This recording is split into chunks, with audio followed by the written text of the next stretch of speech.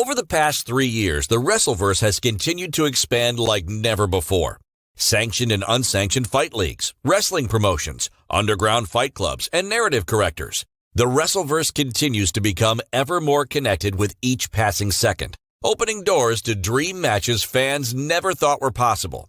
Now, fight promotions across the globe are allowing wrestlers to compete in competitive markets, creating a broader portfolio for the competitors and a hell of a lot of amazing fight cards for the Wrestleverse. This is a Wrestleverse Top 10.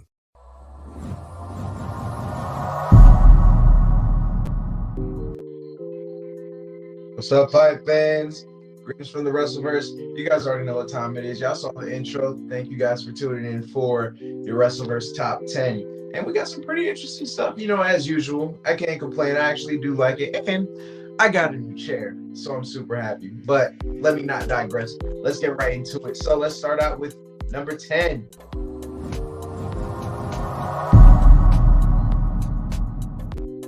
Okay, so AAA is back on YouTube. The two owners announced yesterday that AAA YouTube channel is now available for fans worldwide. They actually were being sued before by the Lucha Libre Factory made ventures in the state of California back in 2020. And so that basically shut down their YouTube channel before. But it seems like things are getting back to normal for them because they're back, man. They are back and better than ever. So I'm sure you're going to be able to start catching up on some matches on YouTube very soon if they haven't already put some stuff up. I haven't checked yet. But you will next see AAA hitting on May 21st at the Show Center Complex in Monterey. That's their next event. And then after that will be Triple Mania XXX on June 18th. So we got some pretty interesting stuff coming up from the AAA promotion. But, oh crap, you guys supposed to see this yet? What's going on? Sorry. That is actually your number 9 because we got some cool updates. So, number 9.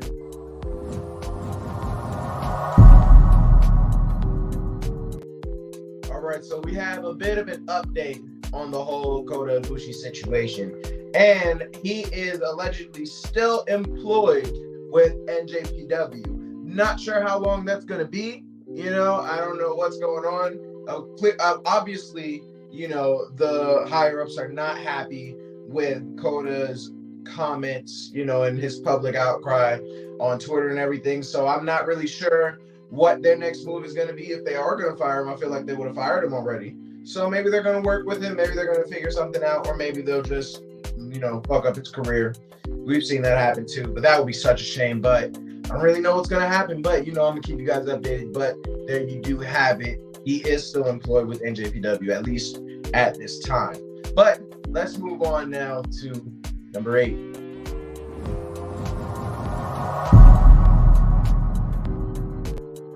The beef continues between CM Punk and Eric Bischoff, man. It's just getting worse and worse. These two are ridiculous, man. But it seems like it's really Eric that's going off more on him than anything right now. CM Punk has been more silent, so Bischoff does kind of look like the crazy guy. He actually has been going off since CM Punk did his comparison to him, Hulk Hogan, and that whole triple whatever, like basically saying that him coming to AEW was a bigger thing. And Eric has just been calling him out ever since. He just can't stop himself.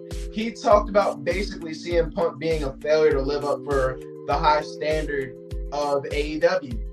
Since he joined AEW, he claims that he is the biggest financial flop in the history of wrestling due to the lower viewer numbers and just the stats. He said he is just looking at the stats, and he could be proven wrong, but right now, all the stats are showing that since CM Punk has joined AEW, the television ratings have been down, and all the numbers since CM Punk joined AEW have been declining. So, numbers don't lie. Numbers don't lie. CM Punk is a huge fan, though, and there are talks about him being more like, the merch is the great equalizer or whatever, but those numbers aren't out. So if Eric's just going off his stats, you better prove something, man, because he is whooping CM Punk's ass on Twitter and on all the podcasts he can get on. So I'm sure CM Punk is going to respond soon, or, maybe he'll just stay silent. I don't know. But yeah, Eric's going off. I had to get that out there though. So let's move right on to number 7.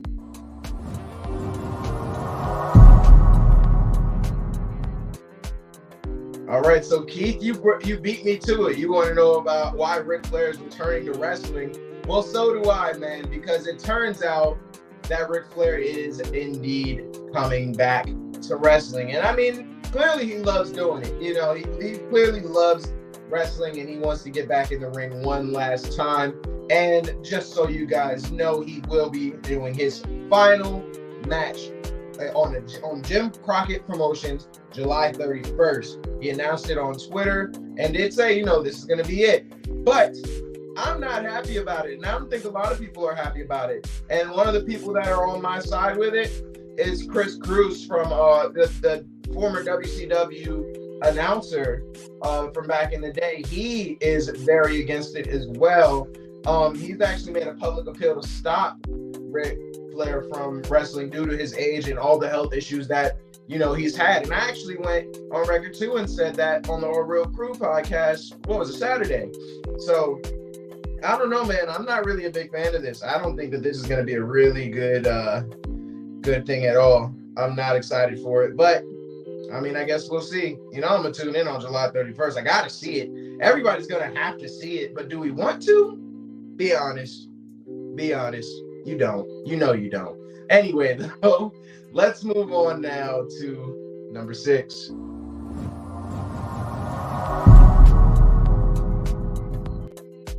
So some even more interesting stuff, man.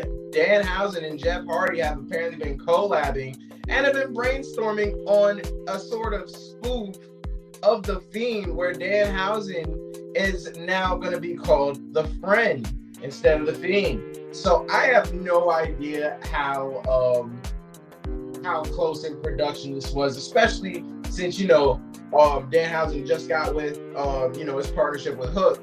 But I don't know if I want to see that. And I don't think anybody really does, but who else could pull it off but Danhausen, especially with the help of Jeff Hardy? That would be super dope. But Jeff Hardy did reveal that and said that it was a possibility. Didn't say that it isn't still a possibility, but I don't think that's in the works anymore. I don't even think that anybody wants that to truly be in the works, especially with everything that him and Hook are about to do, because that's going to be magic. Sip my water real quick. Anyway, let's move right on to number 5. Oh, that was juicy too.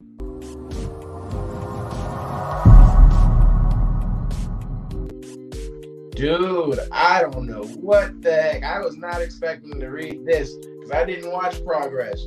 But apparently Jonathan Gresham has been stripped of his world title. And he was stripped of the title after his match against Gene Money on at Progress Chapter 134, No Mountain High Enough. And he lost it by DQ. And it was because the rules specified that if there was any Lycos Gym interference in the match, Gresham would immediately lose the title. And that's exactly what happened. And you can see that he was clearly not aware that that was going to happen or that they were going to do that to him. And he gets a good old fuck you to his face. So clearly there's beef. I don't know why that happened. And I don't know what's going to be in the future of Gresham after that move. But I'm sure they're going to, they're going to do something with that story. There's no way they wouldn't. It's just weird. So, I mean, I'm sure like that'll help, with like a story or something. But I thought that was really weird. I was not expecting that. And I thought that match was supposed to be clean from what I did read before. So, yeah, man. I guess everybody got to get some juicy stories, right? But Jonathan Gresham to me is not that fun to watch. It's a lot of, arm locks and stuff like that. If you're into that, that's cool. But me personally, I don't know, man. It's kind of boring after a bit. I like to see the slams and all that. And he does do that, but not a lot. At least not from what I've seen. So that's just me talking. Maybe that'll be a way that he, kind of fades. I don't know. That would suck, though. I'm not wishing that on him at all. But before I keep digging myself in a hole, let's just move on to number 4.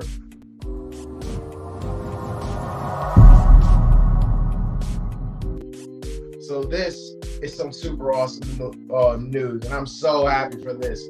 Y'all already know how I feel about this guy. Rick Boogs gives an update on his injuries, and he is apparently doing way better than expected. He was in PT trying to get an 85-degree knee flexion, and he has accomplished a 112-degree knee flexion. So that apparently is a really nice goal. That's way ahead of what he was supposed to be doing. And if you didn't know about the injury, it happened at WrestleMania, the very first match.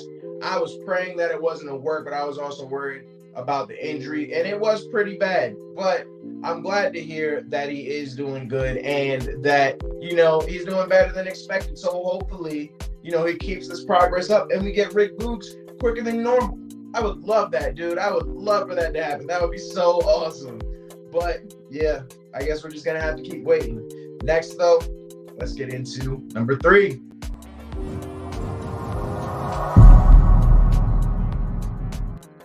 So, as you guys have seen, right, if you've been paying attention to WWE at all, you've seen the haircut, the Rhea Ripley haircut. And apparently, the WWE has a list of people that they have given allowance to have their haircut.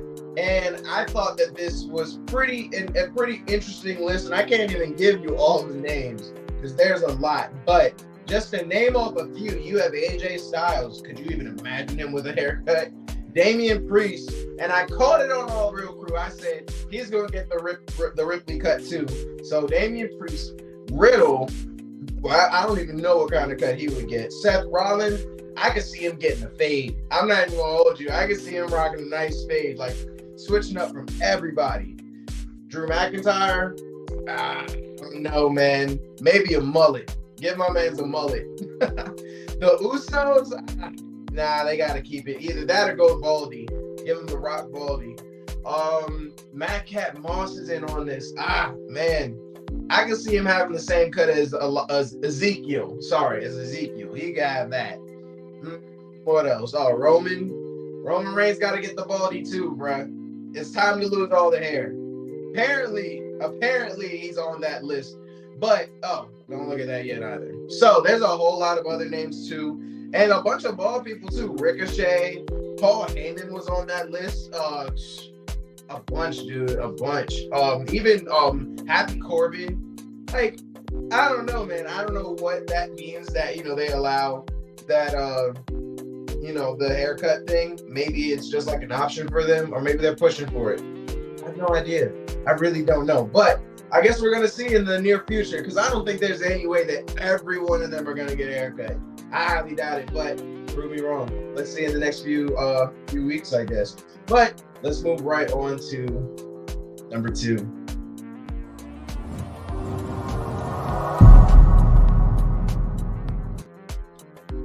So, man, I know you guys kind of saw it, so I'm gonna put it up again. If you weren't aware, a big fight broke out in Georgia over the weekend, basically in Augustus, Georgia, at an IWE Pro Wrestling show. Some guy, the guy on the left, attacked Joe Black, a heel character in the wrestling promotion. He got hit with a headbutt, and I mean, after that headbutt, all hell broke loose. Like, Joe Black was just trying to get to him and try to kill him. That was all Joe Black was trying to do, and everybody was holding him back. They ended up pushing the fan out and, moving him away. I don't know if they kicked him out. I hope they did, because there should be no room for, any unwanted fan interaction, especially a headbutt like that. Like, that was malicious. Go back and watch the clip if you haven't. Just Google it. It's pretty rough. And so, yeah, you can't be attacking the wrestlers, man. I get everybody, is infatuated with the heels and think that that's real, but bro, come on. Can't be attacking people. It's their jobs, man. That's ridiculous. So good on Joe Black. You should have beat the hell out of him. Sorry that the security was there. People need to learn, but that's my honest opinion. Anyway, though, let's move on to, I didn't even see the comment. You saw it, Keith? Yeah, it was very violent, but sometimes it calls for that, the fan was in the wrong, and that headbutt was crazy. That joint was ridiculous, but I don't want to talk about it too much, man. Y'all who haven't seen it, look it up. Trust me. Anyway, though, let's go on to number 1.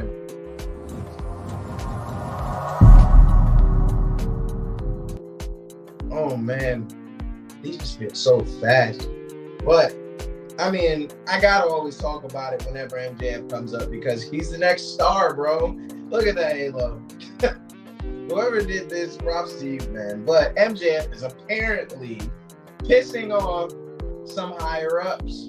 Apparently, he's not really getting into much of it. But according to the status of his contract, there's not really any progress going on right now with it. I mean, he still has 2 years before he has to figure it out.